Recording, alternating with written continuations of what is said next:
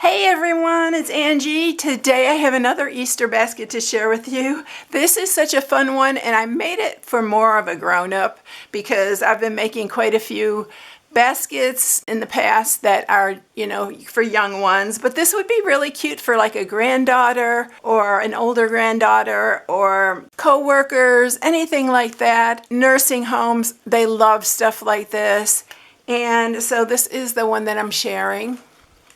So isn't that cute? And you're going to be shocked how this one is made because it is like so easy to make. It does take a few minutes to get it to that point. I'll explain that in a minute. But yeah, it's really, really cute. And I am not using designer series. Well, I'm using designer series paper, but this is so thick that you can make this without having to add any extra cardstock on the outside. So it's really easy to make and it's quick. All right, so let's get started with this. The things that I'm using for this is the Easter Joy, I think it's called. Yeah, Easter Joy Designer Series paper. Now, this is the back of some of these. Yeah, and I use this one on one of my other ones. But there's so many, and this is such thick cardstock. I know it's got to be over 100 pounds because it is very thick. And you can just use this. Look at all the patterns. This has both the front and the back. I love. But wouldn't this be cute for like Mother's Day? Well, this one has eggs on it, but this would be really cute for a Mother's Day basket. And yeah, those are the ones. Let's see what the last one is. Oh, that's the Easter egg one. But you can use the back sides too for Mother's Day. And I thought this would be cute for Easter. But you can actually make this same one for Mother's Day and just put Happy Mother's Day in there. So I am using the Reason to Celebrate. This is such a great one for all occasions. And I use the Happy Easter, of course. But look at all the different sentiments on this. It's really, really a good one. And so this just comes by itself. There's no dies that go with this. So that's that. And then I'm using the Scalloped Wishes. And when I decided to use this, I didn't realize it was on back order, but it will be back March 23rd. So you have plenty of time. So these are the dies, and I'm using the dies. And I'm using the sentiment from that one, but I'm using the leaves, the frame here, and the little flowers for this one.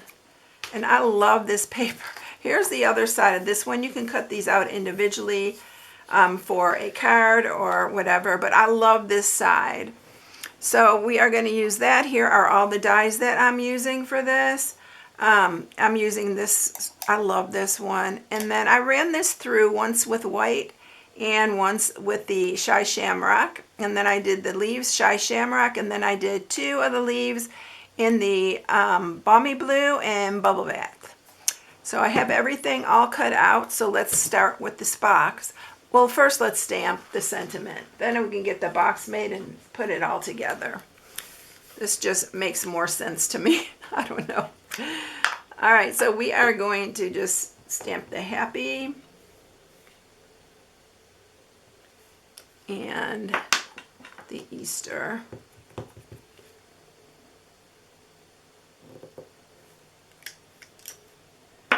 So there we have the sentiment all ready to go. All right, let's set that aside and let's get making the box.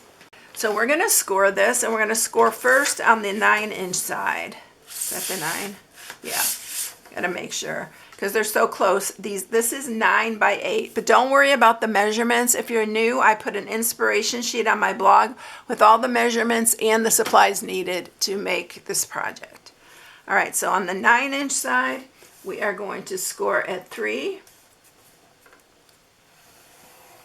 and 6. And then you're going to turn it, and you're going to score it at 3 and 5. This is it for the scoring on this part. We do have to score more. And on this one, I hope that you can see this because it is rather busy, but I'll do one in pencil, and so you can see. I'll just have to erase it. I'll do it lightly in pencil so you can see. But you need a ruler, and there are 3 sections here. both 3 inches. So you're going to line this up and you're going to mark it at 2.5, so it's halfway. And then on each one of these, this one's actually more busy than the last one. I thought this one was going to be better. And we're going to mark this at 1.5 up there, and then this last one at 1.5. All right, so then what you're going to do is you are going to score from this point to the bottom of that score mark, and I'll just mark it here so you can see they are upside down V's, and you're going to go to each corner, and you're going to do that on every one of these, all 6 of these. So that's why I said it's going to take a minute to get to the easy point, but this is so easy to do, and you can make a bunch of these. It goes really fast, actually. I'm just drawing it out because I want to show you. I wouldn't draw it out when I do the other side. I'm not going to draw it out, but I wouldn't draw it out unless you really need to see that, because I know some people are more visual with stuff like that. So you can see here that they are upside down. I am going to flip this around, and you're going to do it exactly the same on these 3. So I am going to mark at 1.5 again, and 1.5, and 1.5. And I'm just going to go ahead and score this. I'm going to do it on the other side, and then I'll speed up the other second side so you can see it. So I'm going to go ahead and score these. You don't even have to score them. If you mark them, let's do it this way. If you mark it, you don't have to score it. I'm just scoring it so that I can see where I'm cutting. So you're just going to cut down on here. And if you rather do it this way, that's up to you. It makes it easy. So you're just scoring, or you're just cutting on these lines that I just created. So you can do this way, or you can score it and cut. I did score and cut them all, but this is going to work too, y'all. I didn't even think of doing this, but I wanted to show you how. So you're getting these little, I know you're wondering how you're going to get a basket out of these little triangles, but it's very easy. And then on this side, I'll just show you the scoring that I do. And so on this one, I'm just going to score it from here to that corner again. But like I said, draw it. It seemed to be a little bit quicker to draw instead of scoring. So just score or draw, whichever way you like to do it best. Just make sure you get to those corners, because you want them all to be equal. So make sure you score right to those little corners here.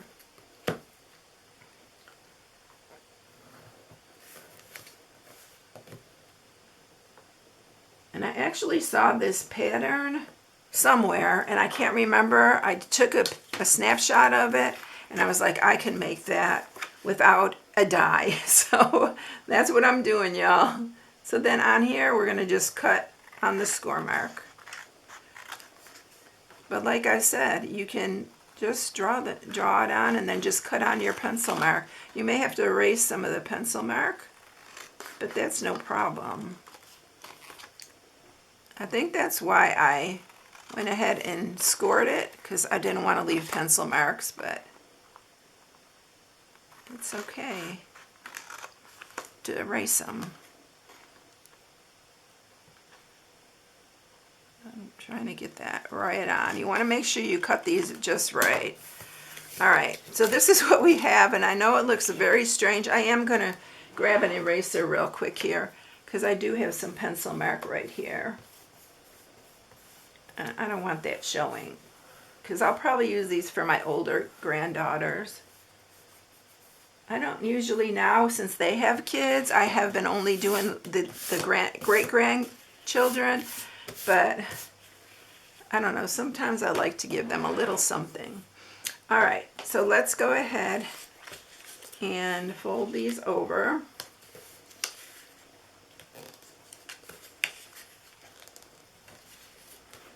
And sharpen all these score marks really good because this will help it go together really nicely.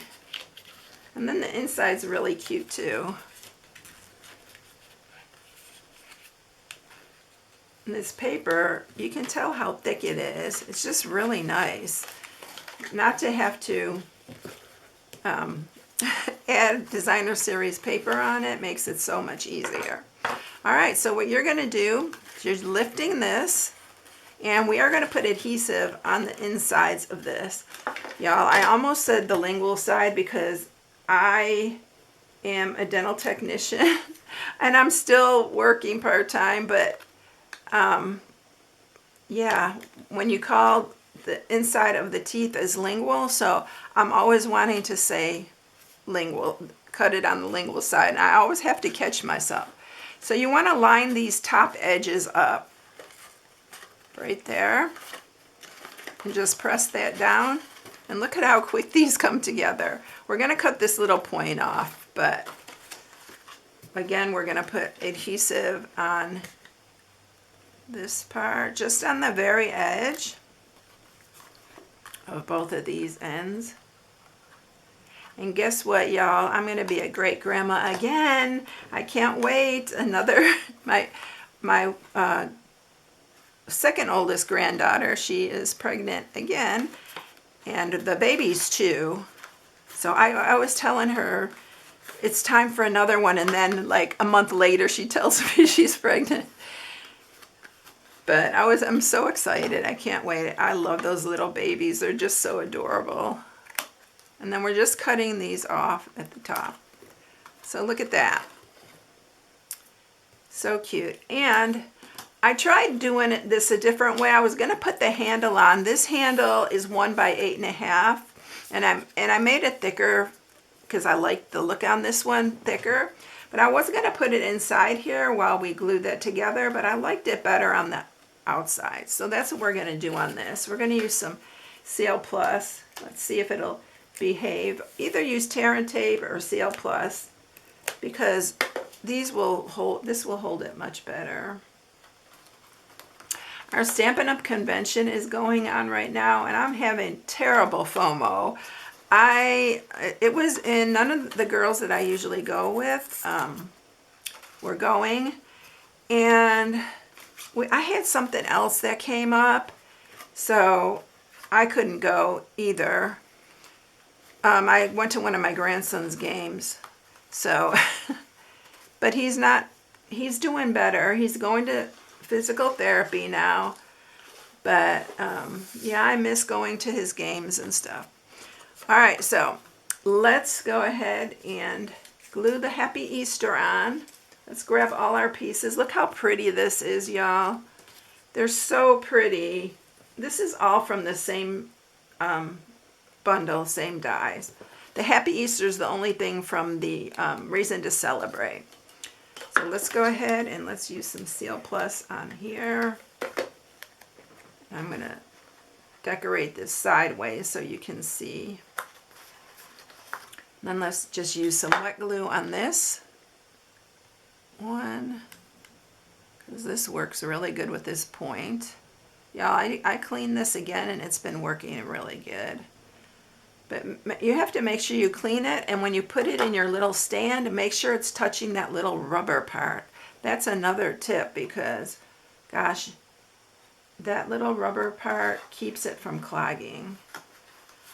All right, so we're going to push that down, hold it down for a minute because we did use wet glue. Okay, so that should be good. Now let's just add, I'm just going to add the leaves. And I'm just doing the end of the leaves because I like it to kind of stick up, like the leaves give it dimension. And then I'm just doing the smaller leaf too, what's on there.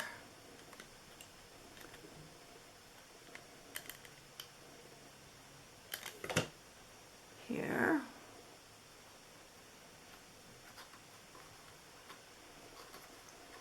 And then we're going to just put the flowers on. Here and here.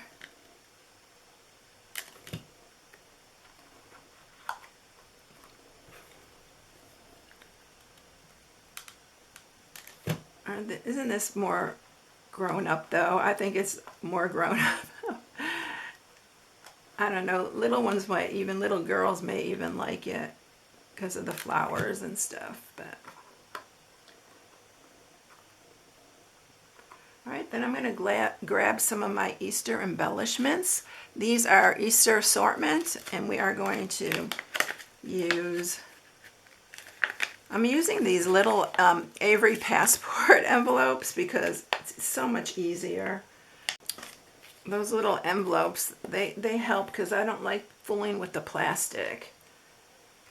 Then I'm taking the little yellow ones, and we are going to put it, let me put this back before it dries out. Put the little yellow ones in the center. Just makes it so Easter looking. The colors. Scoot this one over. Yeah, so I'm sad I'm missing the convention. It's called On Stage actually, but I missed the last two, and I'm really having fear of missing out feelings. All right, so they're so fun, those On Stage, so I love to go. But look how cute that is. Even the inside's cute. So here's the other one, and I've got the oh, I forgot the bow. You don't even have to add the bow, but I just thought I love this little pink ribbon, so I thought I would add it. And this is the Bubble Bath. Yeah, that's the Bubble Bath faux linen ribbon. So we're just going to add a little bow. Let me cut this. I love the colors on this, and I just love the little feminine touch it has. I hope you enjoy this one. It's really fun to do and really easy, actually. All right, let's cut this one a little bit, and there you go. Doesn't that little ribbon add just a little sweet touch to it? So there you go. Aren't they cute? I hope you enjoy it, everyone. If you need any supplies, you can shop on my blog at StampingWithAmore.com. Have a blessed one. I'll catch you in the next one. See you later. Bye.